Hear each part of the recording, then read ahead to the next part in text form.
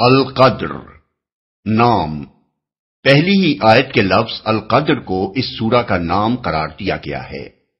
زمانہ نزول، اس کے مکی اور مدنی ہونے میں اختلاف ہے۔ ابو حیان نے البحر المحیط میں دعویٰ کیا ہے کہ اکثر اہل علم کے نزدیک یہ مدنی ہے۔ علی بن احمد الواحدی اپنی تفسیر میں کہتے ہیں کہ یہ پہلی سورہ ہے جو مدینے میں نازل ہوئی۔ بخلاف اس کے الماوردی کہتے ہیں کہ اکثر اہل علم کے نزدیک یہ مکی ہے، اور یہی بات امام سیوطی نے اتقان میں لکھی ہے۔ ابن مردوے نے ابن عباس، ابن الزبیر اور حضرت عائشہ سے یہ قول نقل کیا ہے کہ یہ سورہ مکہ میں نازل ہوئی تھی۔ سورہ کے مضمون پر غور کرنے سے بھی یہی محسوس ہوتا ہے کہ اس کو مکہ ہی میں نازل ہونا چاہیے تھا، جیسا کہ ہم آگے واضح کریں گے۔ موضوع اور مضمون، اس کا موضوع لوگوں کو قرآن کی قدر و قیمت اور اہمیت سے آگاہ کرنا ہے۔ قرآن مجید کی ترتیب میں اسے سورہ علق کے بعد رکھنے سے خود یہ ظاہر ہوتا ہے کہ جس کتاب پاک کے نزول کا آغاز سورہ علق کی ابتدائی 5 آیات سے ہوا تھا، اسی کے متعلق اس سورہ میں لوگوں کو بتایا گیا ہے کہ وہ کس تقدیر ساز رات میں نازل ہوئی ہے، کیسی جلیل القدر کتاب ہے، اور اس کا نزول کیا معنی رکھتا ہے۔ سب سے پہلے اس میں اللہ تعالیٰ نے فرمایا ہے کہ ہم نے اسے نازل کیا ہے، یعنی یہ محمد صلی اللہ علیہ وسلم کی اپنی تصنیف نہیں ہے، بلکہ اس کے نازل کرنے والے ہم ہیں۔ اس کے بعد فرمایا کہ اس کا نزول ہماری طرف سے شب قدر میں ہوا ہے۔ شب قدر کے 2 معنی ہیں اور دونوں ہی یہاں مقصود ہیں۔ ایک یہ کہ یہ وہ رات ہے جس میں تقدیروں کے فیصلے کر دیے جاتے ہیں، یا بالفاظ دیگر یہ کوئی معمولی رات عام راتوں جیسی نہیں ہے، بلکہ یہ قسمتوں کے بنانے اور بگاڑنے کی رات ہے۔ اس میں اس کتاب کا نزول محض ایک کتاب کا نزول نہیں ہے، بلکہ یہ وہ کام ہے جو نہ صرف قریش، نہ صرف عرب، بلکہ دنیا کی تقدیر بدل کر رکھ دے گا۔ یہی بات سورہ دخان میں بھی فرمائی گئی۔ ملاحظہ ہو تفہیم القرآن جلد 4، سورہ دخان کا دیباچہ اور حاشیہ 3۔ دوسرے معنی یہ ہیں کہ یہ بڑی قدر و منزلت اور عظمت و شرف رکھنے والی رات ہے، اور آگے اس کی تشریح یہ کی گئی ہے کہ یہ 1000 مہینوں سے زیادہ بہتر ہے۔ اس سے کفار مکہ کو گویا متنبہ کیا گیا ہے کہ تم اپنی نادانی سے محمد صلی اللہ علیہ وسلم کی پیش کی ہوئی اس کتاب کو اپنے لیے ایک مصیبت سمجھ رہے ہو اور کوس رہے ہو کہ یہ کیا بلا ہم پر نازل ہوئی ہے، حالانکہ جس رات کو اس کے نزول کا فیصلہ صادر کیا گیا وہ اتنی خیر و برکت کی رات تھی کہ کبھی انسانی تاریخ کے 1000 مہینوں میں بھی انسان کی بھلائی کے لیے وہ کام نہیں ہوا تھا جو اس رات میں کر دیا گیا۔ یہ بات بھی سورہ دخان آیت 3 میں ایک دوسرے طریقے سے بیان کی گئی ہے، اور اس سورہ کے دیباچے میں ہم اس کی وضاحت کر چکے ہیں۔ آخر میں بتایا گیا ہے کہ اس رات کو فرشتے اور جبریل اپنے رب کے اذن سے ہر حکم لے کر نازل ہوتے ہیں، جسے سورہ دخان آیت 4 میں امر حکیم کہا گیا ہے، اور وہ شام سے صبح تک سراسر سلامتی کی رات ہوتی ہے، یعنی اس میں کسی شر کا دخل نہیں ہوتا، کیونکہ اللہ تعالیٰ کے تمام فیصلے بالآخر بھلائی کے لیے ہوتے ہیں۔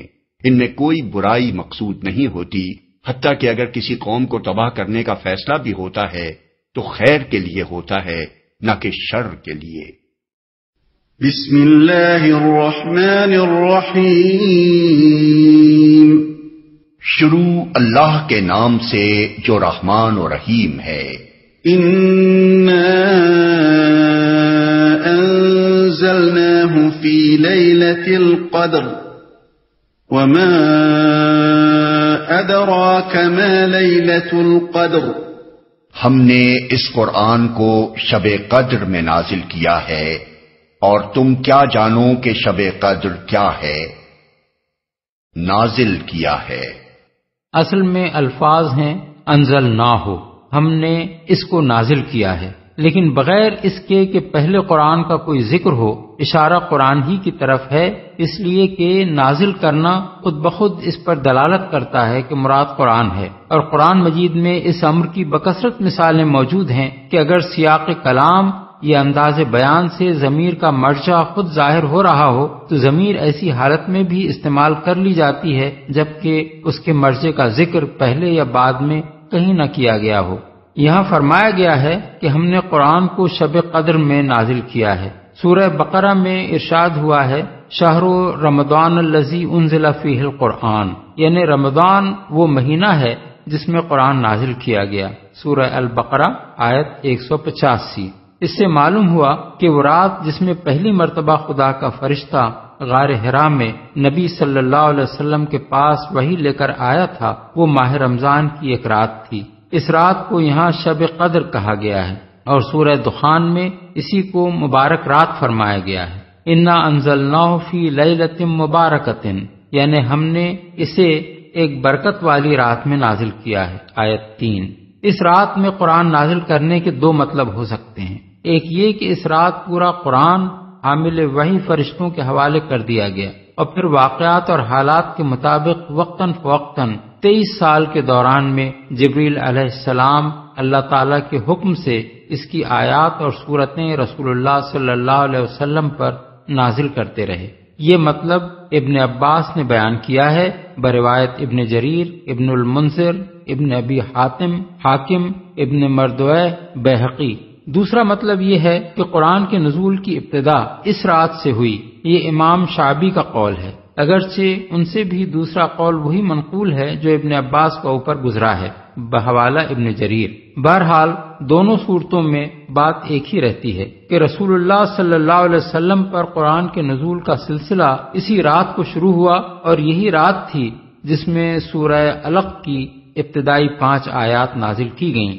تاہم یہ بات اپنی جگہ ایک حقیقت ہے کہ قرآن کی آیات اور صورتیں اللہ تعالیٰ اسی وقت تصنیف نہیں فرماتا تھا جب رسول اللہ صلی اللہ علیہ وسلم اور آپ کی دعوت اسلامی کو کسی واقعے یا معاملے میں ہدایت کی ضرورت پیش آتی تھی، بلکہ کائنات کی تخلیق سے بھی پہلے ازل میں اللہ تعالیٰ کے ہاں زمین پر نوع انسانی کی پیدائش، اس میں انبیاء کی بعثت، انبیاء پر نازل کی جانے والی کتابوں اور تمام انبیاء کے بعد آخر میں محمد صلی اللہ علیہ وسلم کو مبعوث فرمانے اور آپ پر قرآن نازل کرنے کا پورا منصوبہ موجود تھا۔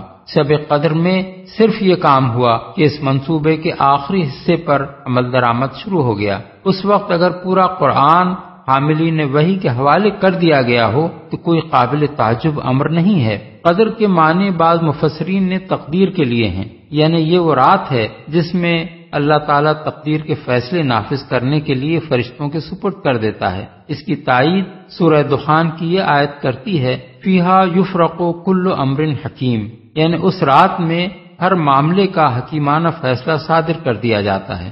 آیت 5۔ بخلاف اس کے امام زہری کہتے ہیں کہ قدر کے معنی عظمت و شرف کے ہیں، یعنی وہ بڑی عظمت والی رات ہے۔ اسی معنی کی تائید اسی صورت کے ان الفاظ سے ہوتی ہے کہ شب قدر 1000 مہینوں سے زیادہ بہتر ہے۔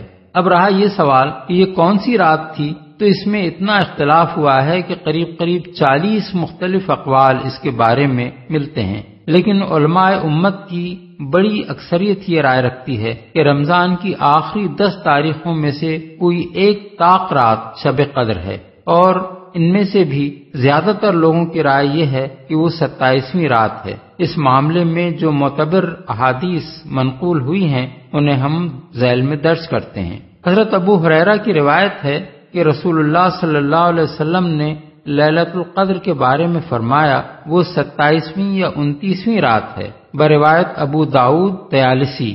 دوسری روایت حضرت ابو ہریرہ سے یہ ہے کہ وہ رمضان کی آخری رات ہے، بروایت مسند احمد۔ حضرت ابی بن کعب سے زر بن حبیش نے شب قدر کے متعلق پوچھا تو انہوں نے حلفاً کہا اور استثناء نہ کیا کہ وہ 27ویں رات ہے، بروایت احمد، مسلم، ابو داؤد، ترمذی، نسائی، ابن حبان۔ حضرت ابو ذر سے اس کے بارے میں دریافت کیا گیا تو انہوں نے کہا کہ حضرت عمر، حضرت حذیفہ اور اصحاب رسول اللہ صلی اللہ علیہ وسلم میں سے بہت سے لوگوں کو اس میں کوئی شک نہ تھا کہ وہ رمضان کی 27ویں رات ہے، بروایت ابن ابی شیبہ۔ حضرت عبادہ بن صامت کی روایت ہے کہ رسول اللہ صلی اللہ علیہ وسلم نے فرمایا کہ شب قدر رمضان کی آخری 10 راتوں میں سے طاق رات ہے، 21ویں یا 23ویں یا 25ویں یا 27ویں یا 29ویں یا آخری بروایت مسند احمد۔ حضرت عبداللہ بن عباس کہتے ہیں کہ رسول اللہ صلی اللہ علیہ وسلم نے فرمایا، اسے رمضان کی آخری 10 راتوں میں تلاش کرو جبکہ مہینہ ختم ہونے میں 9 دن باقی ہوں، یا 7 دن باقی، یا 5 دن باقی بروایت بخاری۔ اکثر اہل علم نے اس کا مطلب یہ لیا ہے کہ حضور کی مراد طاق راتوں سے تھی۔ حضرت ابو بکرہ کی روایت ہے کہ 9 دن باقی ہوں، یا 7 دن، یا 5 دن، یا 3 دن، یا آخری رات۔ مراد یہ تھی کہ ان تاریخوں میں لیلۃ القدر کو تلاش کرو بروایت ترمذی اور نسائی۔ حضرت عائشہ کی روایت ہے کہ رسول اللہ صلی اللہ علیہ وسلم نے فرمایا کہ شب قدر کو رمضان کی آخری 10 راتوں میں سے طاق رات میں تلاش کرو بروایت بخاری، مسلم، احمد اور ترمذی۔ حضرت عائشہ اور حضرت عبداللہ بن عمر کی یہ بھی روایت ہے کہ رسول اللہ صلی اللہ علیہ وسلم نے تعزیز رمضان کی آخری 10 راتوں میں اعتکاف فرمایا ہے۔ اس معاملے میں جو روایات حضرت معاویہ، حضرت ابن عمر، حضرت ابن عباس وغیرہ بزرگوں سے مروی ہیں، ان کی بنا پر علماء سلف کی بڑی تعداد 27ویں رمضان ہی کو شب قدر سمجھتی ہے۔ غالباً کسی رات کا تعین اللہ اور اس کے رسول کی طرف سے اس لیے نہیں کیا گیا ہے کہ شب قدر کی فضیلت سے فیض اٹھانے کے شوق میں لوگ زیادہ سے زیادہ راتیں عبادت میں گزاریں اور کسی ایک رات پر اکتفا نہ کریں۔ یہاں یہ سوال پیدا ہوتا ہے کہ جس وقت مکہ معظمہ میں رات ہوتی ہے اس وقت دنیا کے ایک بہت بڑے حصے میں دن ہوتا ہے، اس لیے ان علاقوں کے لوگ تو کبھی شب قدر کو پا ہی نہیں سکتے۔ اس کا جواب یہ ہے کہ عربی زبان میں اکثر رات کا لفظ دن اور رات کے مجموعے کے لیے بولا جاتا ہے، اس لیے رمضان کی ان تاریخوں میں سے جو تاریخ بھی دنیا کے کسی حصے میں ہو اس کے دن سے پہلے والی رات وہاں کے لیے شب قدر ہو سکتی ہے۔ لیلۃ القدر خیر من 1000 شہر، شب قدر 1000 مہینوں سے زیادہ بہتر ہے۔ مفسرین نے بالعموم اس کے معنی یہ بیان کیے ہیں کہ اس رات کا عمل خیر 1000 مہینوں کے عمل خیر سے افضل ہے جن میں شب قدر شمار نہ ہو۔ اس میں شک نہیں کہ یہ بات اپنی جگہ درست ہے، اور رسول اللہ صلی اللہ علیہ وسلم نے اس رات کے عمل کی بڑی فضیلت بیان کی ہے۔ چنانچہ بخاری و مسلم میں حضرت ابو ہریرہ کی روایت ہے کہ حضور نے فرمایا، من قام لیلۃ القدر ایمانا و احتسابا غفر له ما تقدم من ذنبہ، یعنی جو شخص شب قدر میں ایمان کے ساتھ اور اللہ کے اجر کی خاطر عبادت کے لیے کھڑا رہا اس کے تمام پچھلے گناہ معاف ہو گئے۔ اور مسند احمد میں حضرت عبادہ بن صامت کی روایت ہے کہ حضور نے فرمایا کہ شب قدر رمضان کی آخری 10 راتوں میں ہے، جو شخص ان کے اجر کی طلب میں عبادت کے لیے کھڑا رہا اللہ اس کے اگلے پچھلے گناہ معاف کر دے گا۔ لیکن آیت کے الفاظ یہ نہیں ہیں کہ العمل فی لیلۃ القدر خیر من العمل فی 1000 شہر، یعنی شب قدر میں عمل کرنا 1000 مہینوں میں عمل کرنے سے بہتر ہے، بلکہ فرمایا یہ گیا ہے کہ شب قدر 1000 مہینوں سے بہتر ہے، اور 1000 مہینوں سے مراد بھی گنے ہوئے 83 سال 4 مہینے نہیں ہیں، بلکہ اہل عرب کا قاعدہ تھا کہ بڑی کثیر تعداد کا تصور دلانے کے لیے وہ 1000 کا لفظ بولتے تھے۔ اس لیے آیت کا مطلب یہ ہے کہ اس ایک رات میں خیر اور بھلائی کا اتنا بڑا کام ہوا کہ کبھی انسانی تاریخ کے کسی طویل زمانے میں بھی ایسا کام نہ ہوا تھا۔ تنزل الملائکۃ والروح فیہا بإذن ربہم من کل امر سلام ہی حتی مطلع الفجر، فرشتے اور روح اس میں اپنے رب کے اذن سے ہر حکم لے کر اترتے ہیں۔